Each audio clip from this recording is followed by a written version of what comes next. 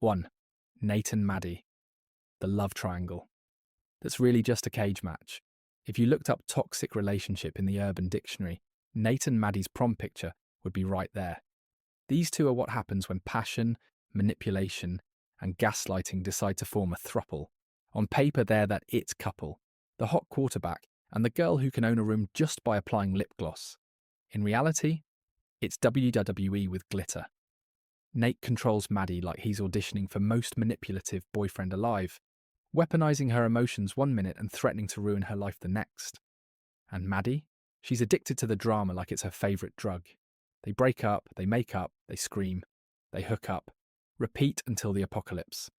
Their love language is literally mutual destruction. What makes it worse is the collateral damage. Maddy steals tapes, Nate threatens Jules, people get blackmailed, and yet these two still look at each other like they're soulmates from hell. Watching Nate and Maddy is like watching a car crash in slow motion. You want to look away, but you can't. It's high school romance on steroids, violent, manipulative, and way too damn entertaining. And deep down, you know neither of them actually wants out. The chaos is the relationship. They don't need therapy, they need an exorcism. The scary part, if Nate and Maddy ever did break clean, they'd probably still find their way back. Some addictions don't end, they just take new forms. 2. Rue and Jules, the codependent dream. Or nightmare. Rue and Jules were never just girlfriends, they were each other's oxygen, and that's exactly the problem. From the second they meet, Rue's sobriety is basically outsourced to Jules. Instead of NA meetings, she's got dating Jules as her recovery plan. Spoiler, that doesn't work. The toxicity here isn't screaming fights or cheating scandals, it's emotional dependency dressed up as love. Rue clings to Jules like she's a life raft, while Jules, lonely and searching, wants Rue to be everything she's missing, in herself.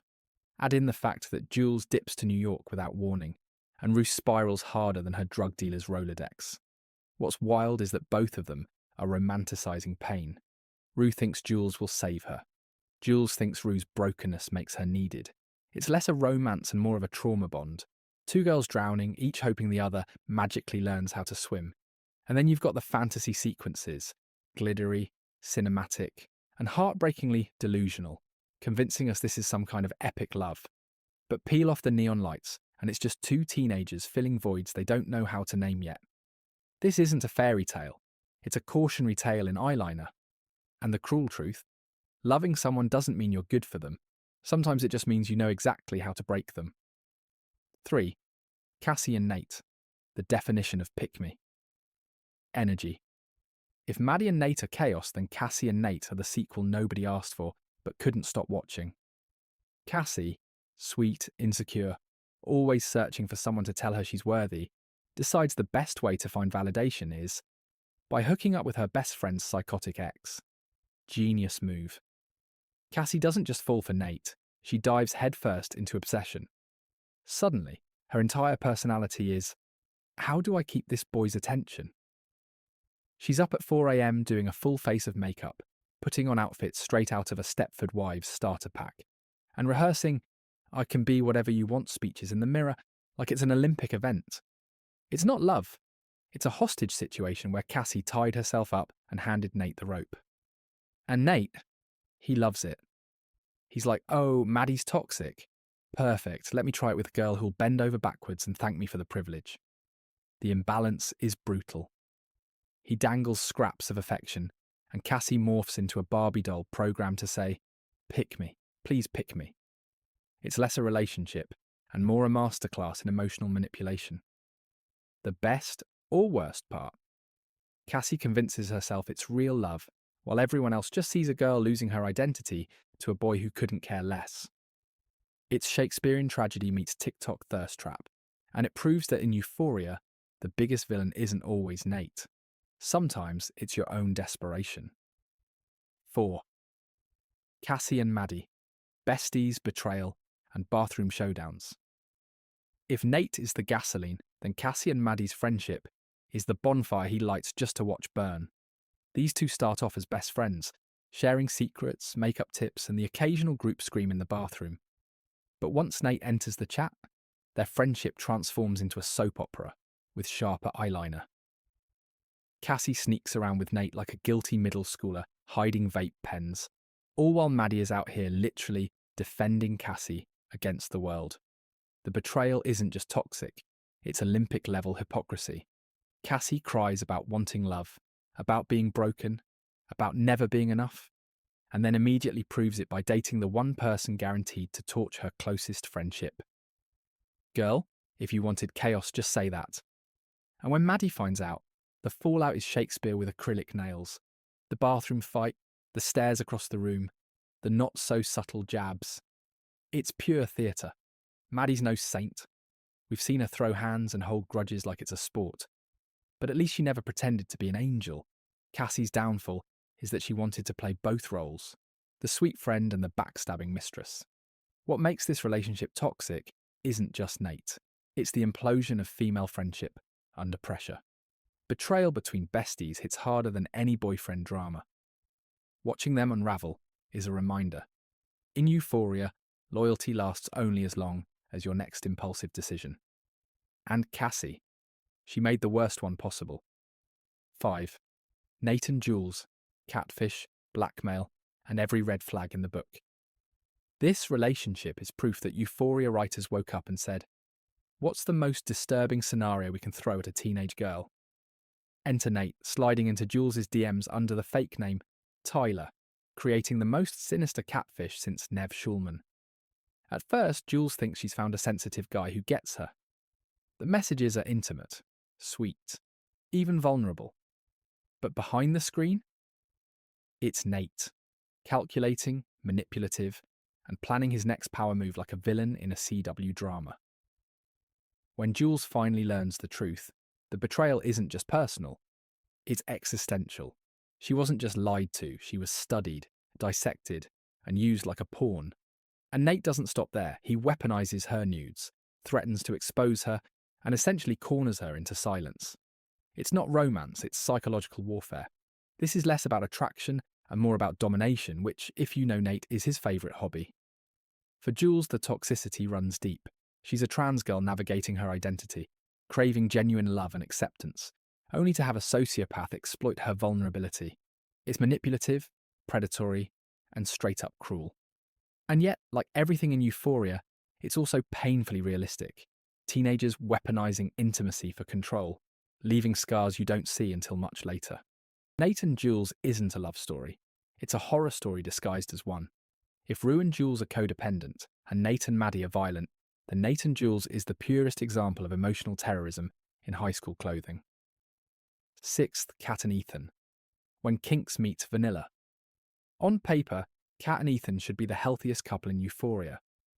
Ethan's the nice guy, sweet, loyal, actually listens when you talk.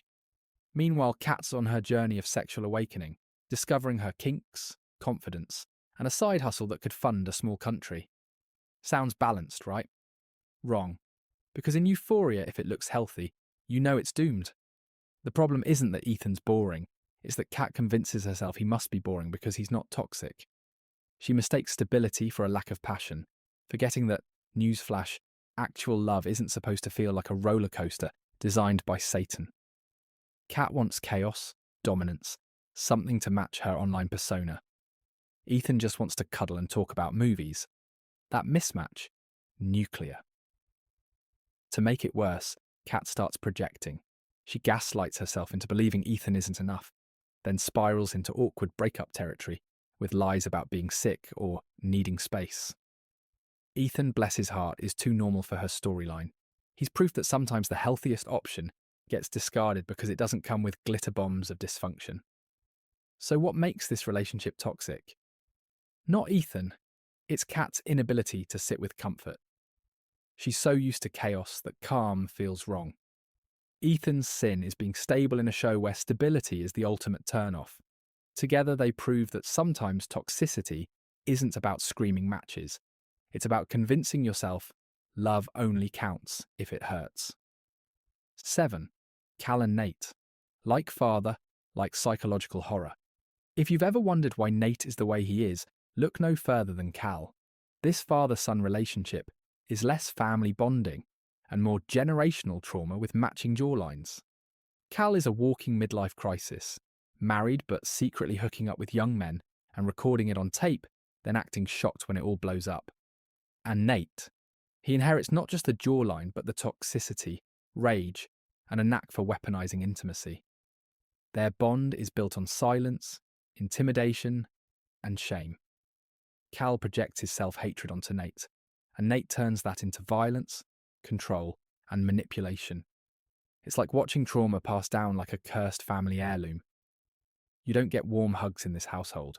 You get emotional repression and veiled threats served at the dinner table.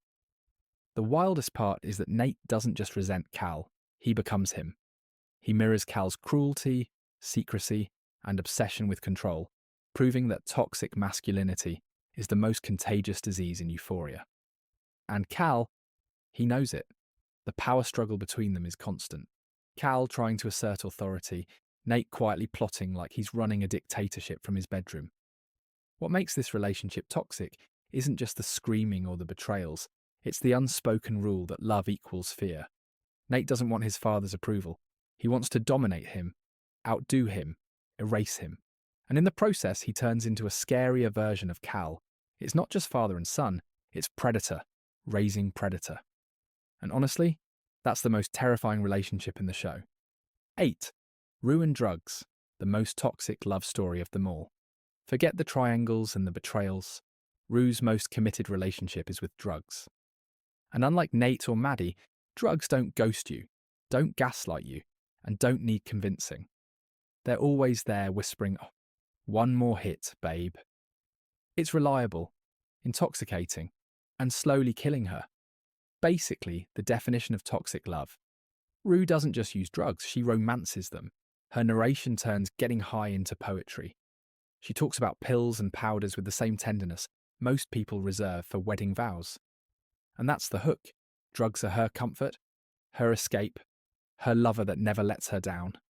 Until they do. And when they do, it's not just withdrawal, it's heartbreak. The problem is, drugs are the ultimate jealous partner. They don't share. They don't let Rue have space for Jules, her mum, Gia, or even herself. Drugs demand loyalty, and Rue gives it, even when it destroys her body, her relationships, and her sanity. It's obsessive, it's consuming, and it makes every other relationship in her life collateral damage. The genius of Euphoria is that it frames addiction exactly like a romance. Intense, thrilling, impossible to let go of, even when it's toxic as hell. Rue loves drugs the way Maddy loves chaos, completely, unapologetically, and to her own detriment. It's not just substance abuse, it's the most passionate, destructive relationship in the show. And the real kicker? Rue knows it. She's self-aware enough to call herself an addict, but not strong enough to break up with her deadliest lover. In Euphoria, drugs aren't a subplot. They're Rue's one true toxic soulmate. 9. Fez and Lexi, the sweet escape that still gets complicated. Finally, a relationship in Euphoria that doesn't feel like it was written by Satan's therapist. Fez and Lexi are the slow-burn opposites-attract pairing we didn't know we needed. He's a drug dealer with a soft spot. She's the quiet, bookish observer of the group. Together, they're adorable. But because this is Euphoria, even the cute stuff comes with a layer of toxicity. Fez genuinely respects Lexi. He listens to her, makes her laugh, and sees past her wallflower reputation. For Lexi, Fez is her first real taste of being desired without conditions, without competition. But here's the catch. Fez's entire life is chaos. He may treat her with kindness, but he's also knee-deep in violence, raids and shootouts. Loving Fez means living in the blast radius of his world. And Lexi, she's way too pure for all that. The toxicity isn't in how they treat each other. It's in their circumstances. Lexi's craving emotional intimacy, while Fez is busy surviving drug wars. She's writing plays about her friend's trauma, while he's literally dodging bullets. It's wholesome until you realise Lexi's heart is tethered to someone who might not live to see graduation. Fez and Lexi prove that even the healthiest connection in this show is tainted by environment. It's sweet, it's sincere, and yet it's tragic. Because in Euphoria, no relationship gets to be safe. Their bond is like a flower growing out of concrete. beautiful, fragile, and doomed the second someone walks by with a sledgehammer. 10. The whole cast and chaos, the real love story. At the end of the day, every character in Euphoria is in a toxic relationship with the same partner. Chaos. It doesn't matter if it's love, lust, friendship, or family, every bond gets twisted, stretched, and poisoned by the constant need for drama. These kids don't just date people, they date their pain, their trauma, and their worst impulses. Rue clings to drugs, Cassie clings to validation, Nate clings to power, and Maddy clings to revenge. Even the side characters orbit toxicity like moths to a flame. If anyone in this show experienced a stable, healthy relationship, the camera would probably shut off out of boredom.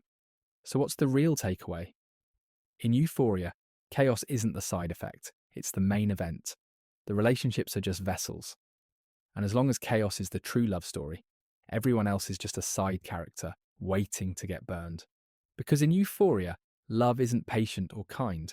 It's just another way to set yourself on fire and call it romance.